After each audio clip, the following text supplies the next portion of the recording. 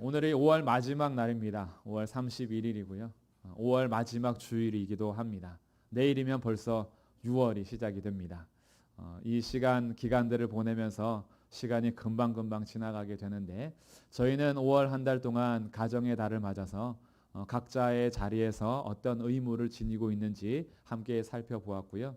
가정의 달 마지막 주 오늘 영원한 가족 교회라는 주제로 하나님 말씀을 나누도록 하겠습니다. 교회라는 이미지가 아마 각자 있을 거고요.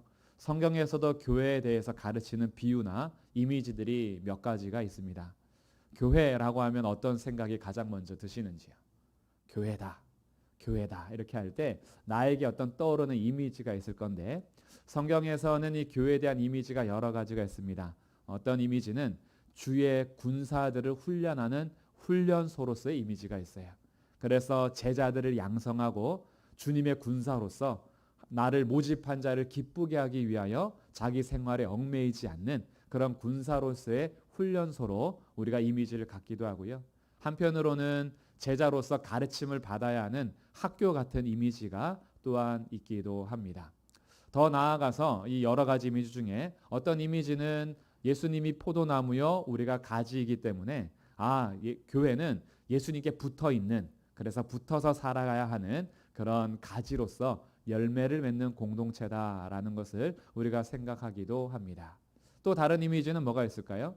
우리가 예수님의 양으로서 양무리들이라는 어떤 이미지가 있을 수 있어요. 양무리는 선한 목자이신 예수님을 따라가는 것이 우리가 가야 할 방향이고 길이다라고 생각할 수도 있죠. 그래서 한 마리의 양으로서만 있는 것이 아니라 여러 무리들의 양이 모여서 함께 이루는 것이 교회다라는 이미지를 갖기도 합니다. 어떤 면에서는 교회라고 하면 건물이 생각나기도 하죠. 교회라고 할 때 어떤 건물이 더 예쁘고 크고 작고 이런 어떤 규모나 건물에 대해서 생각하기도 하지만 교회라고 하면은 사람이다 이렇게 생각하기도 하죠. 교회는 예수 믿는 사람들이 모이는 것이다라고 해서 한 사람 한 사람을 주님께서 교회로 부르셨다라고 생각할 수도 있죠. 그러다 보니까 교회는 예배 드리는 곳 이렇게 생각하기도 하지만 교회는 예배 드리는 사람들 이렇게 생각하기도 합니다.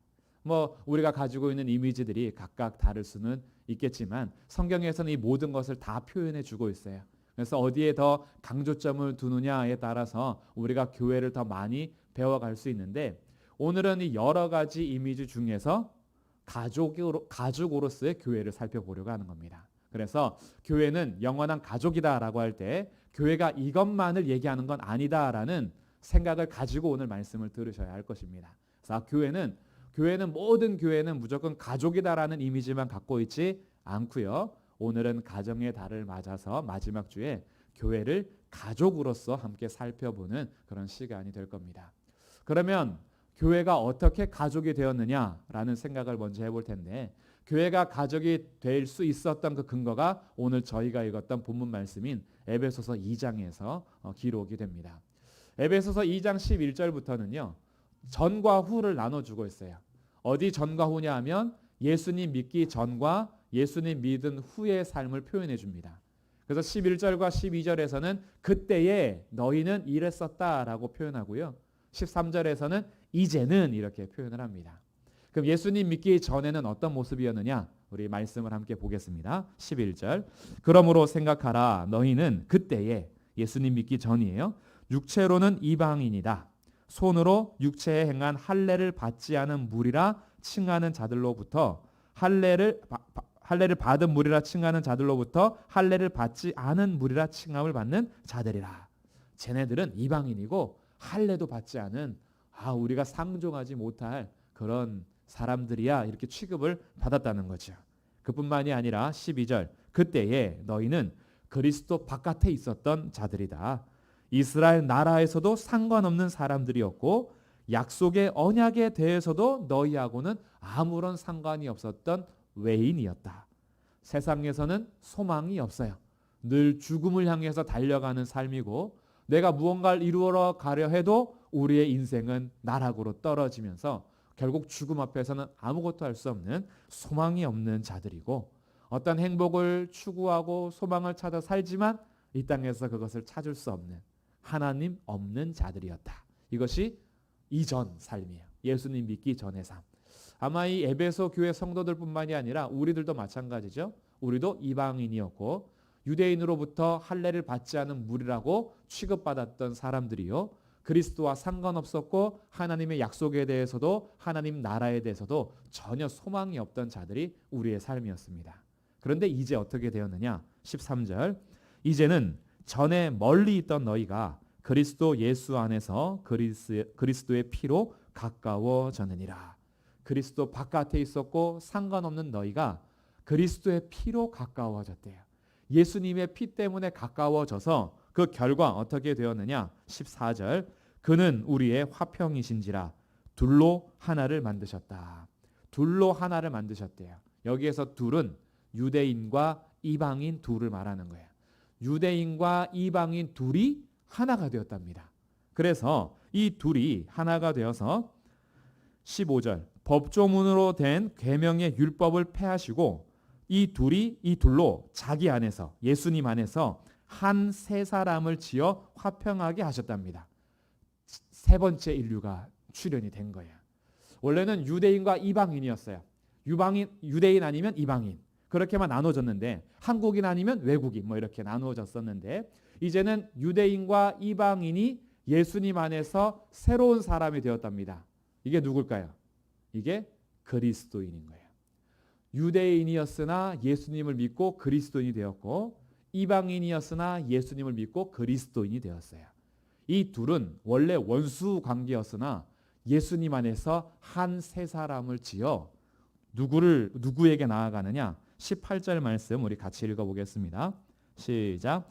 이는 그로 말미암아 우리 둘이 한 성령 안에서 아버지께 나아감을 얻게 하려 하심이라. 아멘.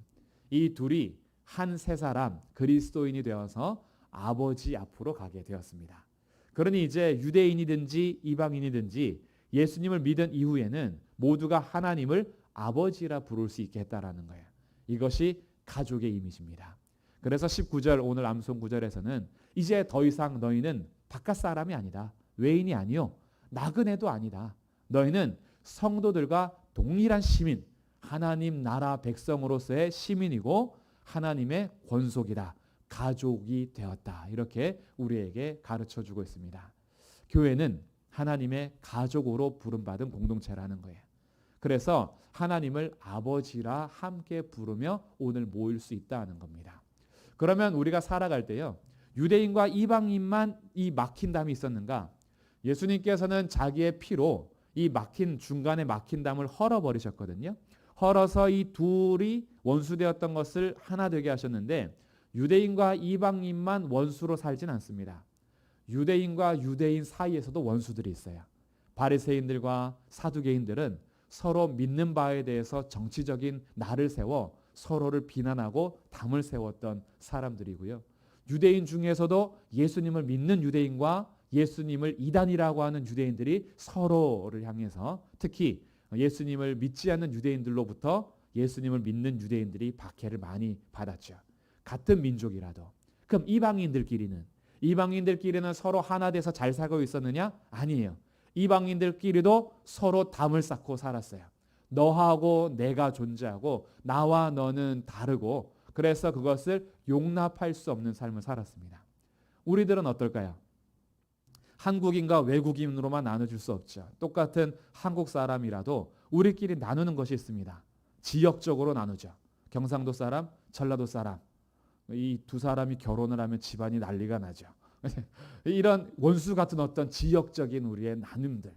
그리고 성별로도 나눠요. 남자와 여자. 특히 오늘날 시대는 서로 막 혐오라는 단어를 써가면서요. 서로 계속 더 극단적으로 우리를 가르게 하고 담을 쌓게 만들죠. 세대 차이, 어른과 아이들, 도무지 세대를 이해할 수 없어요. 그래서 청소년들 그리고 10대들은 그냥 외국인으로 생각하시면 돼요. 아, 얘네들은 한국인이 아니다. 그래서 너무 문화가 다르고 생각이 달라서 이 세대적인 담이 있어요. 혈연, 그리고 지역, 학벌, 학연, 거기뿐만이 아니라 우리 안에서도 여전히 부와 가난, 그리고 가진 자와 못 가진 자, 사회에서의 자기 명함, 나의 위치에 따라서 우리들끼리도 이 담이 쌓아질 수가 있는 거죠. 이 담을 누가 하셨냐면 예수님께서 헐으셨다라는 거예요. 그래서 교회는요, 사회적인 위치나 우리의 성별, 자기가 가진 것으로 가족이 된 것이 아니라 그 모든 것과 상관없이 오직 예수의 피로 가족이 된 겁니다. 가진 자도 예수님의 피가 필요했고요. 못 가진 자도 예수님의 피가 필요했어요. 전라도 사람도 예수님의 피로서 하나님을 아버지라 부르고 경상도 사람도 예수의 피로 하나님을 아버지라 부르는 거예요. 남자도 예수의 피로 하나님의 자녀가 되는 거고 여자도 예수님의 피로 하나님의 자녀가 되는 겁니다. 대학을 졸업했어도 초등학교를 못 나왔어도 학연, 학벌과 상관없이 모두가 예수님의 피로서만 가족이 된 거예요.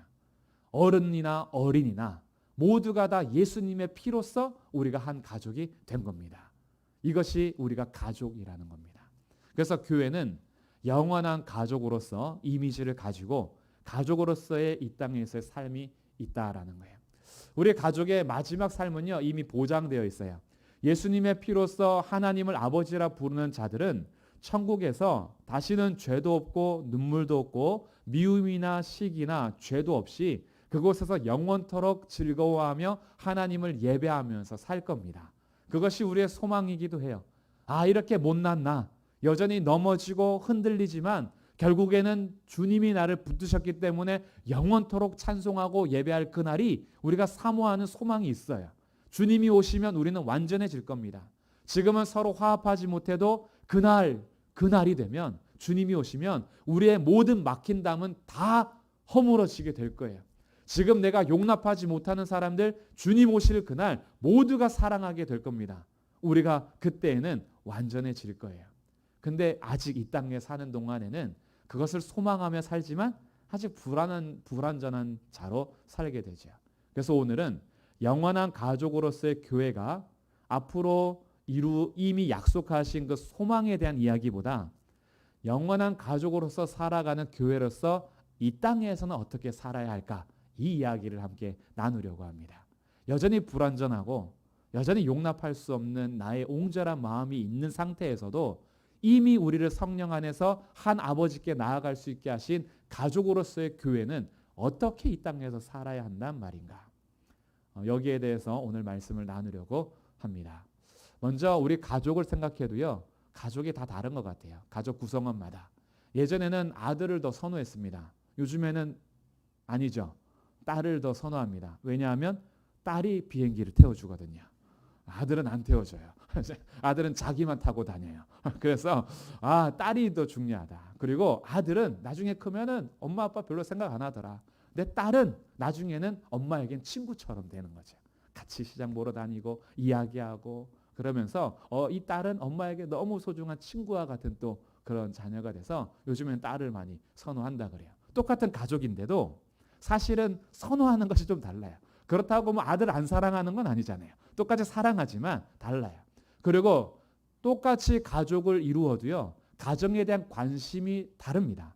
첫째가 가정을 향한 마음과 둘째가 가정을 향한 마음, 막내가 또 가정을 향한 마음, 그리고 아들이 향한 마음, 딸이 향하는 마음, 남편으로 아빠로서 가정에 대한 생각, 엄마와 아내로서 가정에 대한 생각이 다 달라요. 그래서 어떤 가족 구성원은 가정에 대한 관심을 많이 쏟으면서 가정을 위해서 자신의 삶을 희생하는가 하면 어떤 가족 구성원은요. 자기 살기 바빠서 가족이 어떻게 되든 상관없이 살아가는 그런 형제들이 있을 수도 있어요. 우리 형제들은 어떠신지요? 잘 살고 계십니까? 만약에 내 남편이 결혼했는데도 가정을 꾸려서 자녀를 낳는데도 나는 여전히 내 삶이 있으니까 자유롭게 나를 내버려 둬라. 난 내 삶을 추구하며 살겠다. 내가 여태까지 가졌던 취미생활, 내가 앞으로 계속 가져야 될 나의 특기들 이거 살려야 되고 나는 내 인생 살아야 돼. 당신한테 매일 수 없고 아이들한테 매일 수 없어. 이런 남편 괜찮으십니까? 어떤 아내가 나도 내 인생이 있지 않느냐. 자녀를 낳는 것까지는 하겠다. 낳았으니까 나도 이제 할 일 다 했고 여행 좀 다니자. 그래서 가족은 알아서 어차피 크는 거야. 뭐 산 입에 거미줄 치겠어. 알아서 살고 나도 이 세상이 얼마나 넓은데 맨날 이 집구석에 앉아서 집만 보고 있으란 말이냐. 창문 내다봐도 별로 환경 좋지도 않은 건물과 건물을 봐야 하는 이 세상에서 답답해서 못 살겠다. 그래서 매번 캐리어를 끌고 해외여행만 다니는 아내분 괜찮으시겠습니까? 자녀들이요. 나 준 거 감사합니다. 그러나 내 인생 내가 살 거니까 저한테 관심을 두지 마세요. 학교를 가든 말든 상관하지 마시고 망해도 내 인생 망하는 거지 엄마 아빠 인생 망하는 거 아니잖아요. 제가 알아서 살 테니까 제발 관심 좀 끄세요. 저도 엄마 아빠한테 관심 쓰지 않을게요. 같이 사시든 헤어지시든 알아서 하시고요. 제가 알아서 살겠습니다. 어차피 각자 인생 아닙니까? 라고 하면서 살아가는 자녀들 괜찮겠습니까? 가족이라 해도요. 가족에 대한 이 관심과 사랑은 좀 다른 것 같아요. 근데 교회도 그렇습니다. 교회도 가족인데 어떤 가족 구성원인 성도는 교회에 대해서 그렇게 관심이 많아요. 그래서 자신의 모든 것을 투자하고 헌신해서 이 교회를 돌보기 위해서 자신의 에너지를 다 쏟아요. 그리고 또 집에 가서는 힘들어서 누워 계세요. 근데 어떤 가족 구성원은요. 교회에 관심이 없어요.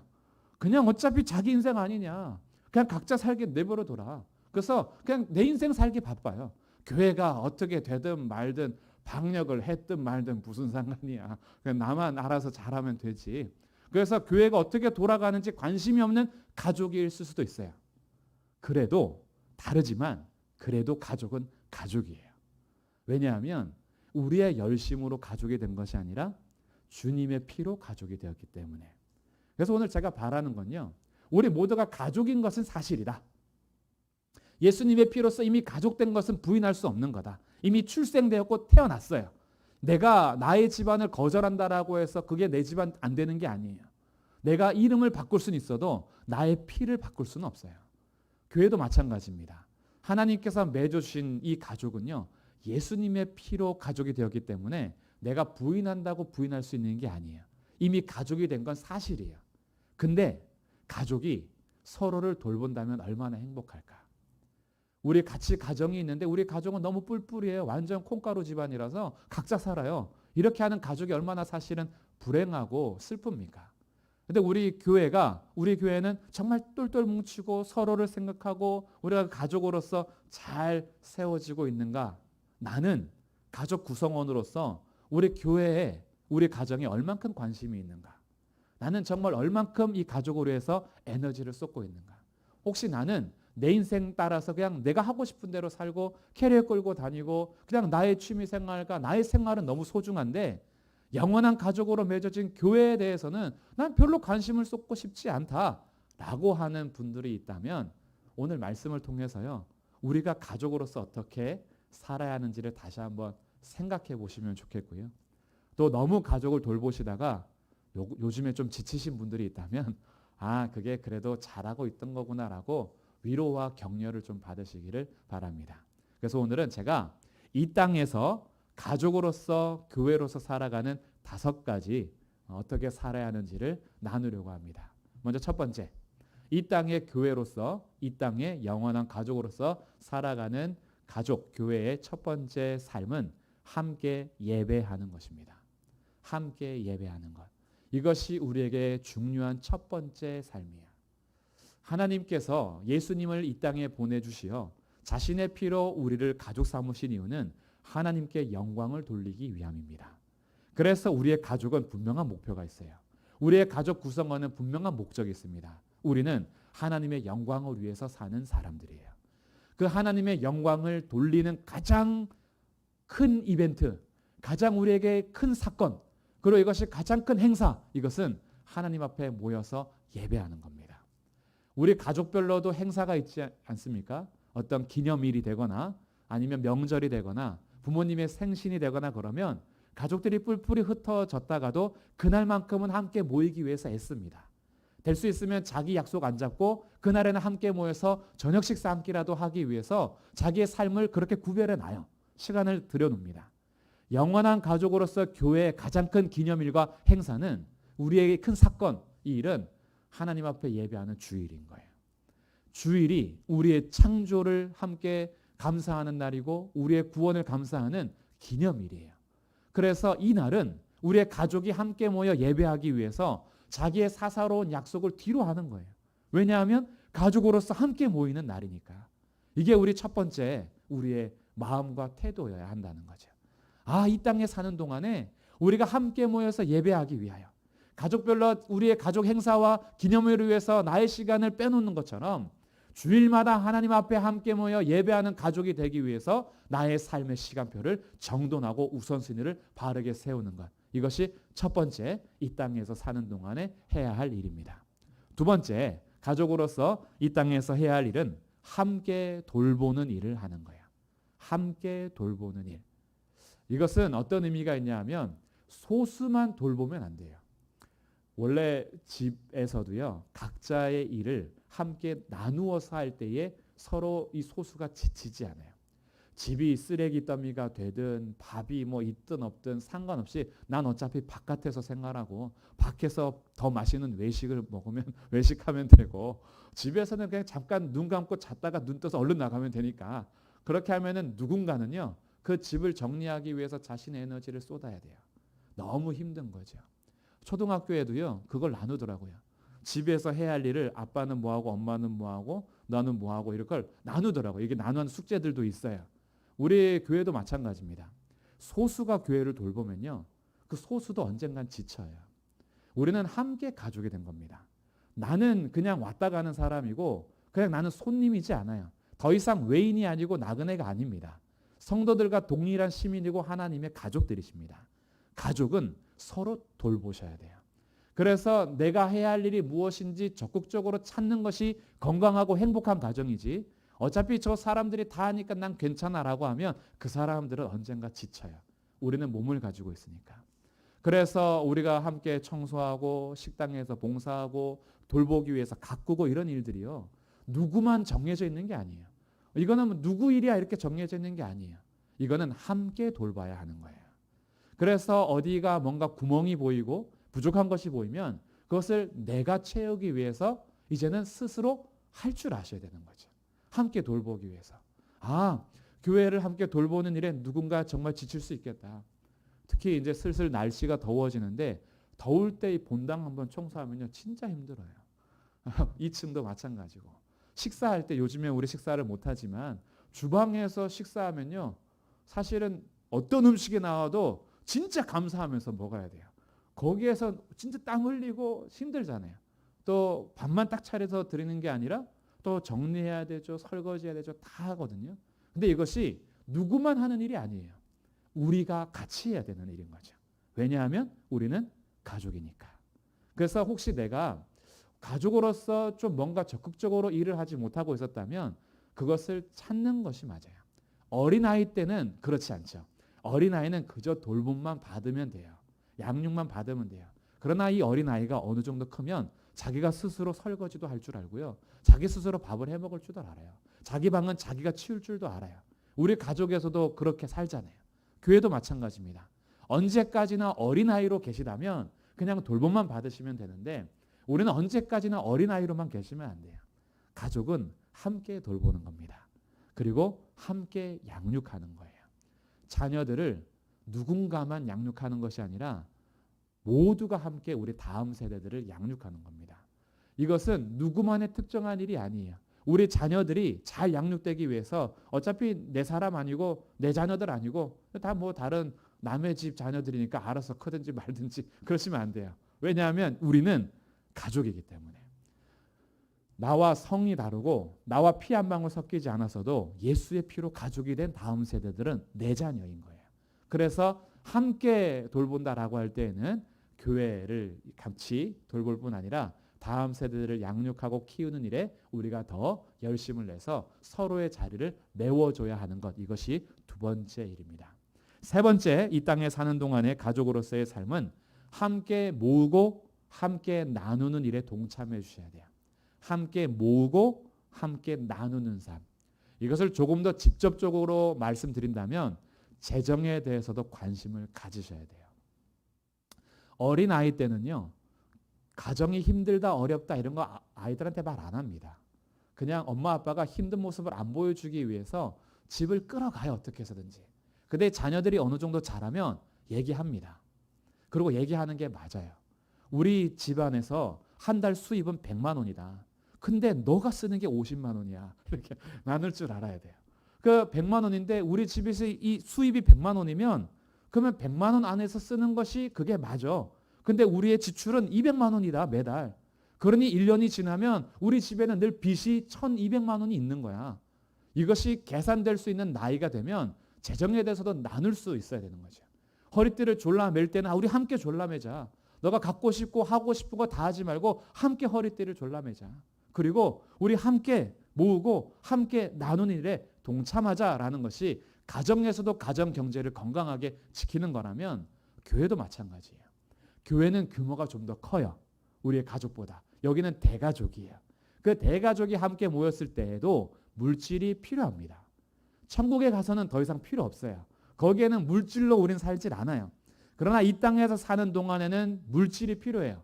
물건도 필요하고 재정도 필요하고 필요합니다. 근데 이게 관심 없는 가족이 있고 관심 있는 가족이 있어요.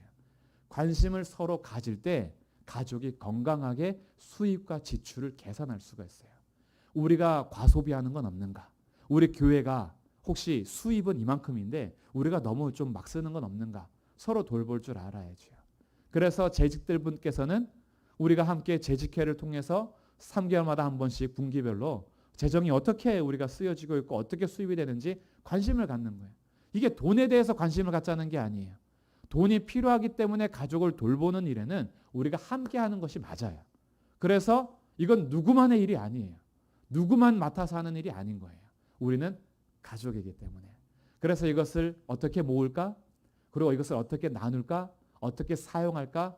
이것을 어느 정도 성도들이 이제 성숙하고 어른이 되었다면 여기에 대해서도 함께 관심을 가지고 나눌 수 있고 모을 수 있어야 하는 겁니다. 어차피 뭐 내가 사는데 왜 내가 우리 교회에다가 그렇게 해서 뭔가 교회가 돈을 벌어들이려는 목적으로 막 헌금을 얘기하거나 그러지 않아요.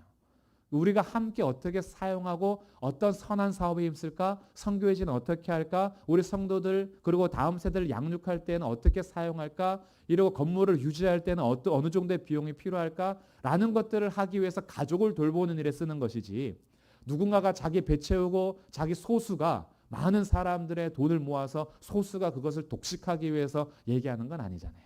그래서 우리가 함께 모으고 함께 나누는 일에도 가족으로서 관심을 가져야 되는 거구나. 이것이 세 번째 이런 겁니다. 그리고 주님 오실 그날에는 이거 다 아무것도 이제 아니에요. 물질 가지고 천국 가는 것도 아니고 물질 가지고 천국에서 이어서 사는 것도 아니에요. 이 땅에 사는 동안에만 그렇게 하는 겁니다. 네 번째 이 땅의 가족으로서 해야 할 일은 함께 기도하는 일입니다. 이건 사실 너무나 중요한 부분이에요. 함께 기도하는 것.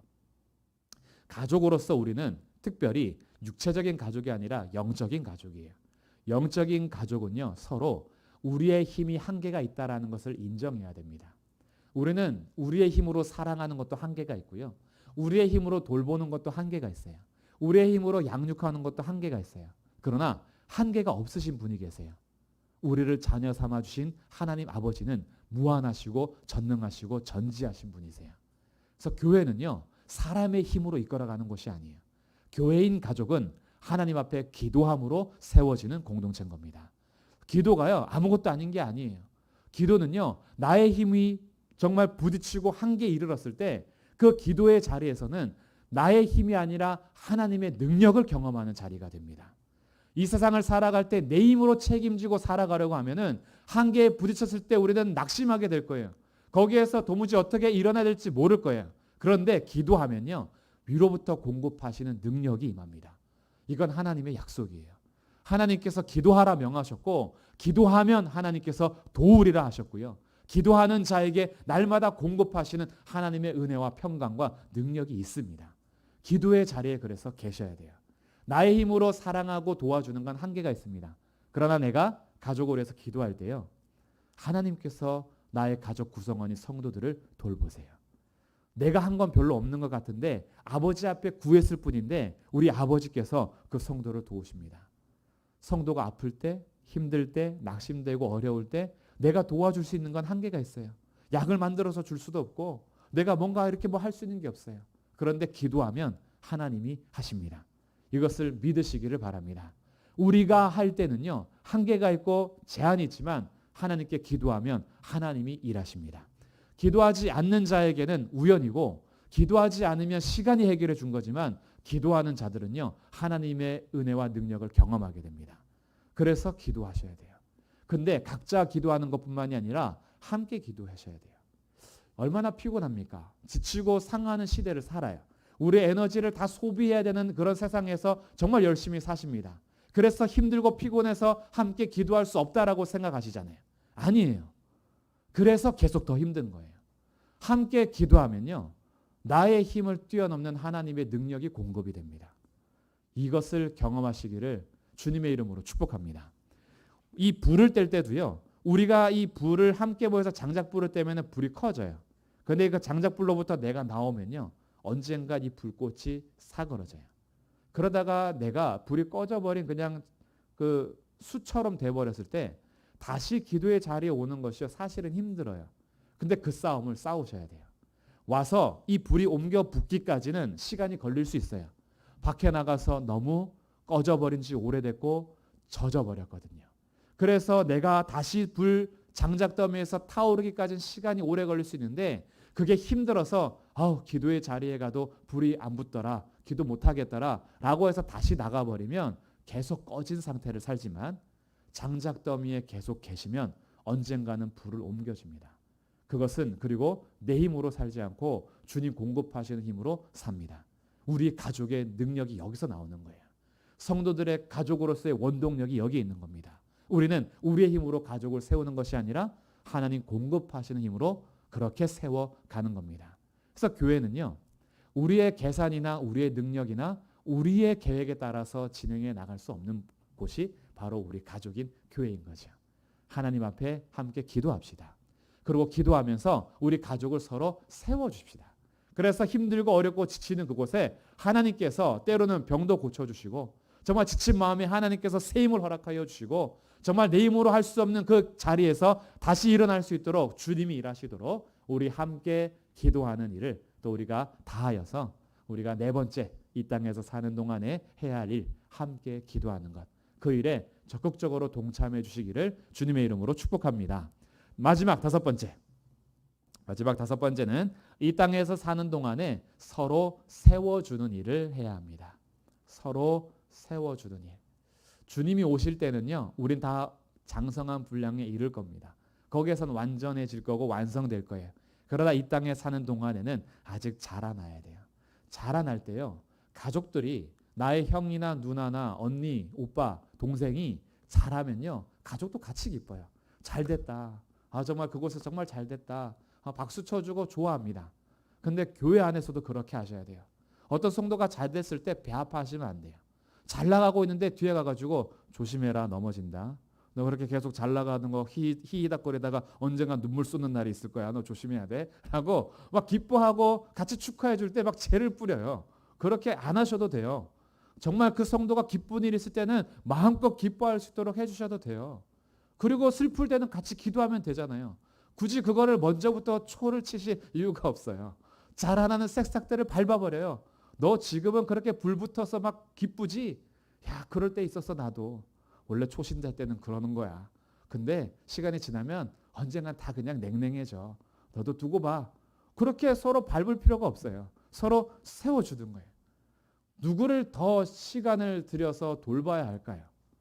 가족들도요, 누구에게 손이 제일 많이 가냐 하면 좀 아픈 자녀, 그리고 혼자 서기 좀 힘든 자녀에게 손이 많이 가요. 그냥 그것은 당연한 거죠. 아픈 자녀에게 가서 야, 너 또 아프냐?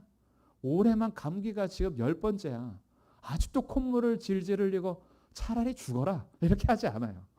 아프고 힘들면 가서 더 돌봐줘요. 약 사주고. 그래서 때로는 자녀들이요, 꾀병 부릴 때가 있어요. 아프지 않을 때는 안 사주던 고기를 사주거든요. 아프면 막 과일을 사다 줘요. 아프면 뭐 갖고 싶은 거 없니? 그러면서 막 이렇게 도와주고 이러는 것이 너무 좋아서 때로는 막 꾀병을 부리죠. 걸리면 엄청 혼나지만. 그래도 이 아플 때는요, 손이 많이 가고 돌봐야 돼요. 그리고 갓 태어난 아기들 가장 손이 많이 가죠. 아무것도 혼자 할 수 있는 게 없으니까. 근데 아기가 막 태어났는데 오빠가 왜 쟤는 밥 먹여주고 저는 안 먹여주세요? 이렇게 하면서 쟤만 사랑하고 왜 저는 사랑 안 하세요? 이럴 수 없잖아요. 그래서 당연히 손이 가는 거예요. 성도들도 마찬가지입니다. 교회가 돌볼 때도요. 손이 많이 가는 거는 아픈 성도들, 아직 연약한 성도들, 혼자 못 사는 성도들, 그 성도들에게 손이 많이 가죠. 물론 엄마 아빠도 지칠 때가 있죠. 돌봐야 하는 입장에서도 쓰러질 때가 있죠.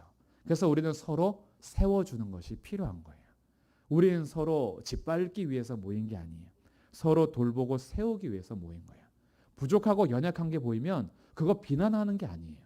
부족하고 연약한 게 보이면 서로 세워주고 도와주는 것이 가족인 거예요. 야, 너는 왜 이렇게 태어났니? 가족끼리 그러지 않아요. 야, 너는 왜 이렇게 맨날 못 나가지고 그렇게 하면 서로 죽는 거예요. 물고 뜯으면 피차 망하는 거예요.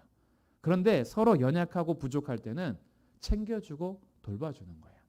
그렇게 해서 우리가 혹시 낙심한 성도들, 지친 성도들, 죄에 빠진 성도들, 넘어진 성도들이 있으면 가족들이요 서로 세워주고 돌봐주는 거예요.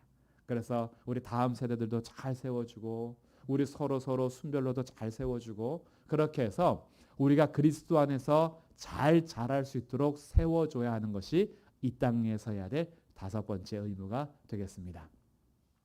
오늘로 이제 5월 가정의 달을 마치면서 우리 영원한 가족인 교회의 삶을 살펴보았는데요. 우리는 아직 여전히 불완전하고 부족합니다. 그래서 때로는 지칠 거예요. 때로는 낙심할 거고 변하지 않는 상황 속에서 우리의 마음이 많이 그렇게 했었는데 그렇게 노력했는데 뒤통수를 맞을 때도 있어요. 내 에너지를 다 쏟아부었는데 뭐 변하는 것도 별로 없고 부응도 안 되는 것 같고 그래서 우리가 낙심될 때도 있어요.